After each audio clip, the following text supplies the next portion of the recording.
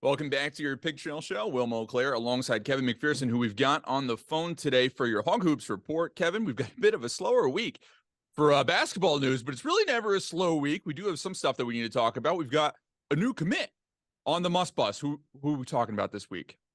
Yeah, it's funny because when we talk about Eric Melsman, the news cycle never ends, and so for It him, really doesn't. it was a slow week, but it really wasn't slow. We've got news coming and going. Arkansas's fifth commitment from the transfer portal early in the week, L. Ellis out of Louisville, and this guy's another volume scorer. Eric Melsman's really addressing the offensive side of the ball when you look at this, and he has defense as well. But when you really start thinking about guys that can create shots when a play devolves, go and get a shot. Arkansas was missing some of that last year, and they were missing diversity on the offensive ends. He really had a bunch of bigger guards that needed to get downhill all the way to the basket, if not finish there, get to the free throw line. And now you're starting to see a guy like L. Ellis, 6'3". I call him a combo guard because 18 points a game, but nearly 4.5 assists. That would have led Arkansas last year. Now, look, Ellis was not on a very good Louisville team. We know that. Not a very good team, but this was their best player, a guy that everything kind of ran through him. And so I think when you put a better situation around him, his versatility in that backcourt really gives Arkansas, it just adds a complement to what was already gathered in the first four commitments. When we talk about Khalif Battle, another 18 points per game, 6'5" guard out of Temple, a 3-point shooter, 37% in his last two seasons, and at nearly 3 makes per game. Ellis is, just over 30%, 31% from three. But a guy that I think when he's got better complementary pieces around him, will probably have a more efficient shooting. We'll see, but I think he'll be even more efficient than he's been. When we look at Jeremiah Davenport, the 6'7", 3-4 combo out of Louisville, and Cincinnati. It's very important Arkansas got him because we're going to talk about one of the guys that just went into the NBA draft, Jordan Walsh. Yes. That 3-4 combo. But that's where Davenport, I felt like when they added him, was going to help respond to, because I've been saying for a while that Walsh was going to at least test the waters, which he says that's what he's doing. But the announcement came after. But Jeremiah Davenport the week before, I mentioned Battle. Of course, Trayman Mark, more of a defensive, athletic wing, 6'5" out of Houston. And all the NCAA tournament success he's had in 3 years there, a Final Four, Elite Eight, Sweet 16. And then we go back to Keon Minifield Jr., who visited Arkansas last weekend, 2 weeks basically after he'd already was the first commitment out of the portal, 6'1" guard out of Washington, all Pac-12 freshman team. So it's all backcourt players right now. Will, that's important. But I think the other part is I mentioned a guy like Ellis who can create offense. Khalif Battle, he's not just a three-point shooter. If you run him off that line, he can get to scoring spots in the mid-range and all the way to the basket. And a guy like Davenport, who is mostly a three-point shooter, spot-up guy, not as much creating off the bounce. But what really hurt Arkansas last year was there wasn't a lot of versatility in the skill sets. And so not everybody has to be able to do everything. And you want to address poor three-point shooting in your program for 2 consecutive years. Arkansas has done that. I think L. Ellis even helps with that because of his ability to not only get hot from three, but as a facilitator, he's a guy that's going to kick it out on a drive because he can drive. He's got a really quick first step. And I think so far, these 5 transfers, I know everybody's wanting to find out what's Arkansas doing about a big, but everything that's gone into the NBA draft for Arkansas has been backcourt, and they have responded with these 5 for the 5 that have gone into the draft pool, being backcourt guys that can get it done in a multitude of ways. And I don't think they're leaving much on the table defensively here for multiple reasons, because they got a lot quicker, and I think they're going to be able to defend certain scenarios better, even better next year than they were this past season, because I thought they were a little bit slow at times, especially in recovery and closeouts, because they had added size. There was a little bit of a trade-off, a lot of athleticism, but not nearly, quickness and shiftiness and change of pace. And I think there's more of that with guys like L. Ellis, Minifield, and even on that wing, Trayman Mark brings some of that. But Arkansas now, we're kind of going through the 5 names, jumping around with it a little bit. I think we now start to see the vision Eric Melsman has. And look, I didn't even say this. These guys, I mentioned the quickness and three-point shooting. The free throw line, 4 of these 5 guys, 3 of them were over 80% from the line last year. Trayman Mark was about the same efficiency as Ricky Council IV. So 78, 79%. And we know Council was Arkansas's best free throw shooter.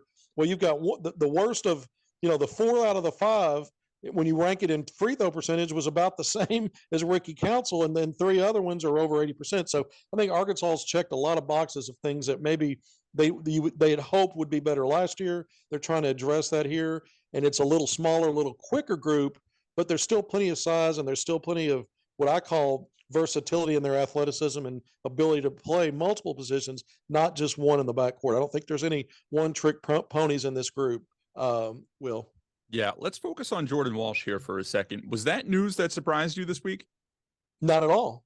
Not at all. I've been saying for a while this is a guy that's going to, I'd been told he was going to test the draft waters, but it's his announcement to make. So I've been saying, it's my opinion. I think he's going to do this. Mm-hmm. What I wasn't fully sure about, would he make the decision to jump in with both feet when hire an agent and say, one and done effectively, or was he going to leave the door cracked for a return?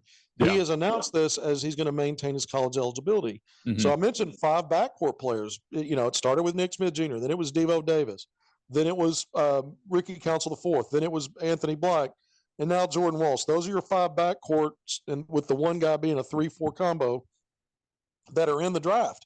That's unprecedented at Arkansas, but both Devo and Walsh have left the door open for the possibility for a return. They have until 11:59 p.m. Central Daylight Time on May 31st to pull their name out of the draft to resume their college eligibility. After that, they're stuck. They can't come back. So it makes it an interesting dynamic for Eric Musselman, who has to recruit and take commitments and add players as though those guys aren't coming back, and then deal with numbers later if for some reason they do a U-turn and decide to come back. So even though we talk about how things are kind of slowed up a little bit, part of that's because we're getting to an end game here. Maybe a couple of more additions out of the portal. Eric Musselman doesn't like to put the portal down. He likes to keep. He'll stick with the portal if the portal's showing him things he likes. But I think we're getting kind of toward the end of it. 1 or 2 at the max, but I think more likely 1 right now, but maybe 2. And so there's Arkansas right now as it stands with Walsh going in. They've got 1 to give. So if you add 1 more, you're good. If Devo and or Walsh come back, you've got a problem there with 1 or 2 openings that you've got to, because you would take those guys back if you're Eric Musselman. So Absolutely. Now you've got to figure something out there. But again, I think Arkansas could even add up to a second. I think they're going to get 1 more out of the portal at least, and I think there could be. Not saying I believe there will be, but that could change. My opinion could change on that in the next few minutes based on what I hear. But I think no more than 2 more, but probably only 1 more. Now that's clear as mud. That's about how portal season is. It moves fast, it's fluid, and things change. Yeah. Now between Devo and Walsh, do you see either wearing a Razorback jersey next year? I know that's a loaded question. I just wrote about this. I think it's both of them, or it's over 50% that they're going to stay in the draft. Mm-hmm. But I could see, but I think I did a story earlier this week, and I had Walsh at 65-35. He'll stay in the draft. Okay. I had Devo at 55-45. So I don't have them as all in, not only because of the way they announced it, but I think there could be reasons to attract him to come back. But under Eric Musselman, every single player who's declared for the draft, and there have been a few that were, I guess, initially testing the waters, that none have come back. None. They've all stayed in it, and that doesn't mean that won't change this year. History can change itself. We can add a new chapter and a new narrative. But right now, I'd be surprised, somewhat surprised if Jordan came back.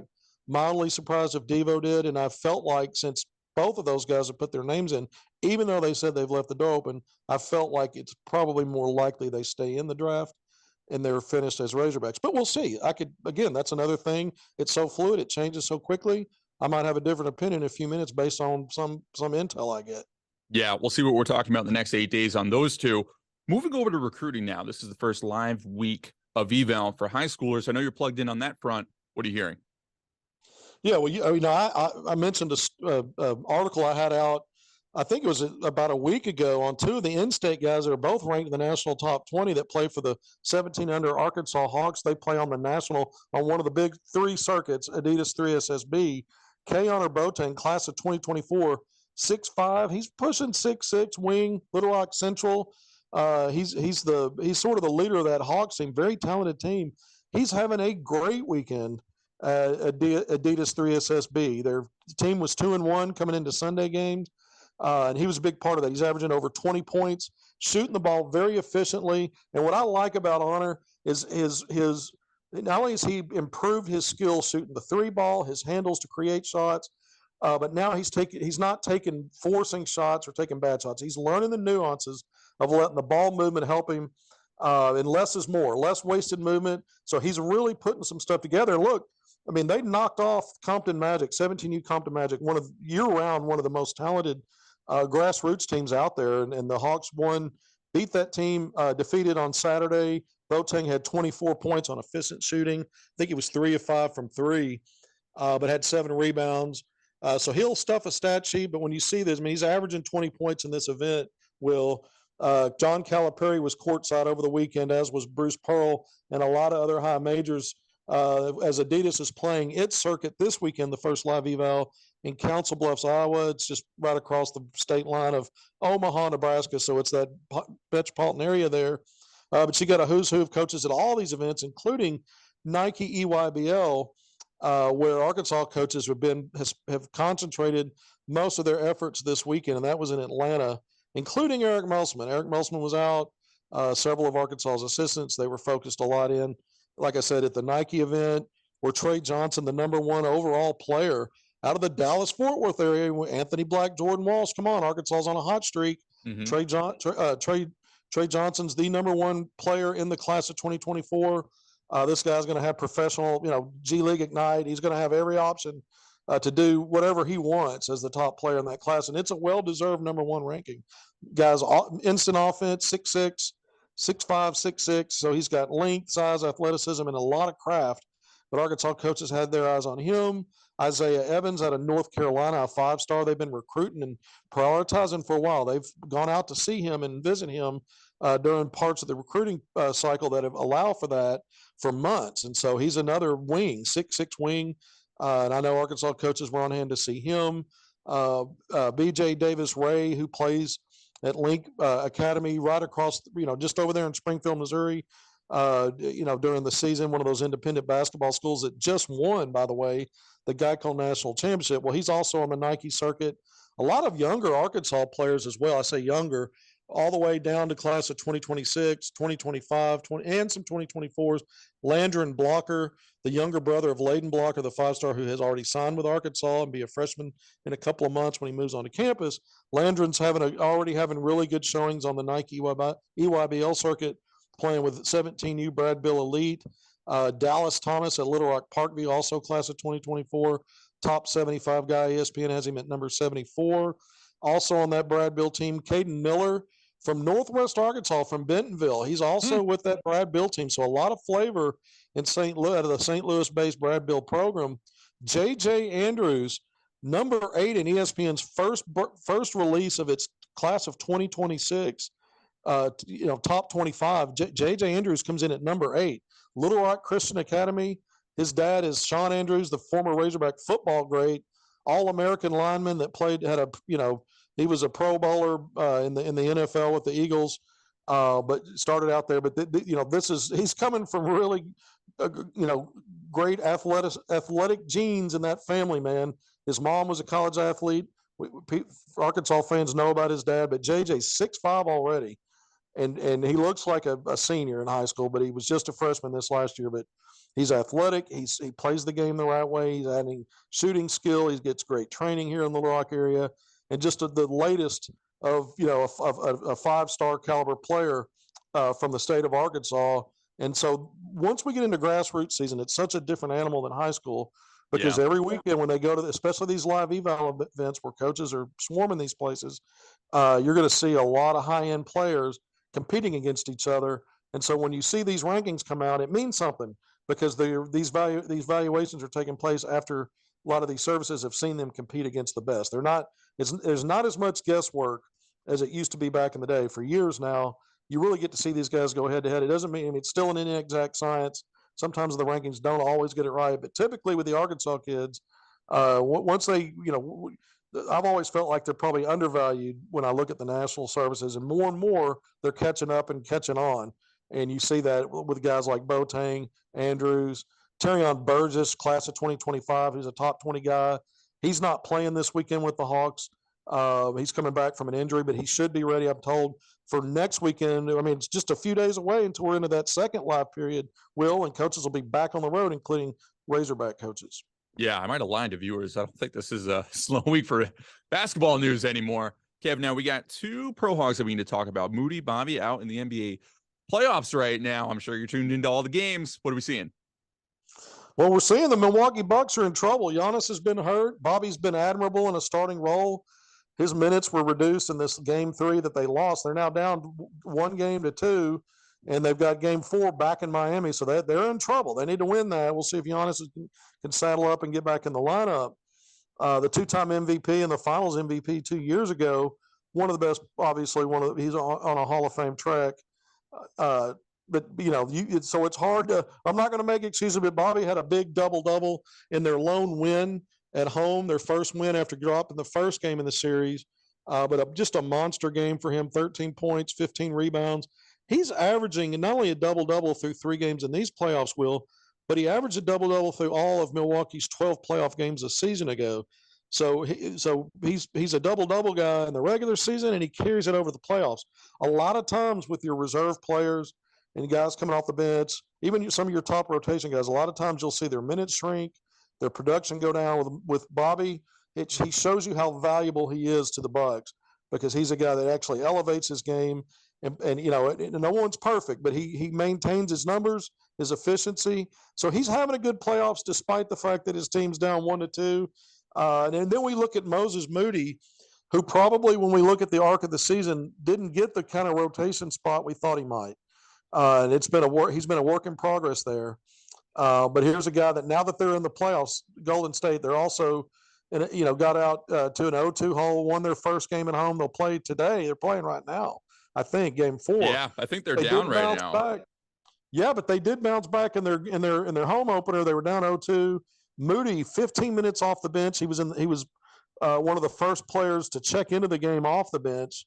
He and DiVincenzo came in at the same time, so he was effectively their 6th man.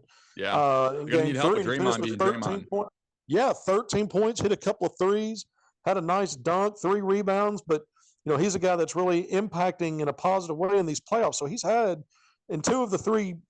He didn't play game 1, but in the 2 of the 3, the games 2 and 3, he was getting rotation minutes. And so when you look at his last 3 regular season games, Golden State was in must-win mode. They had to win those because they were on the cut line for being in a play-in game or getting that 6th spot. It's either or for them. And so he's been getting rotation minutes even going back to the last 3 regular season games. And in those games combined so far in the playoffs, his team is 4-2, and he's put up some pretty good numbers when you look at it. He's averaged over 11 points and about 4 rebounds in that stretch, and shooting over 60% from the field, including 50% from 3, and perfect at the free throw line. So here's a guy that Moses Moody has stepped his game up after kind of being in the wilderness and outside the rotation. Here we are at crunch time postseason, and this guy's ready. I mean, this is a 20-year-old second-year NBA player, and then for the 2nd year in a row now in the NBA playoffs, he's getting rotation minutes. That's huge. This guy's got a big future in the NBA. I mentioned Portis. I need to circle back to that only because he was a finalist for 6th man of the year. It went to your guy, Brogdon, for the Boston Celtics, a very good player who's been a starter most of his career, and he's got a great situation at Boston. And he got 6th man of the year, but Bobby was among the 3 finalists. I thought Bobby should have gotten it, but I'm a homer, so there it is. There it is. I know, Kevin, it's a wild, wild west out there. You really don't know what's going to happen, but we appreciate your time. As always, we're going to head to break. More Pigtail Show after this.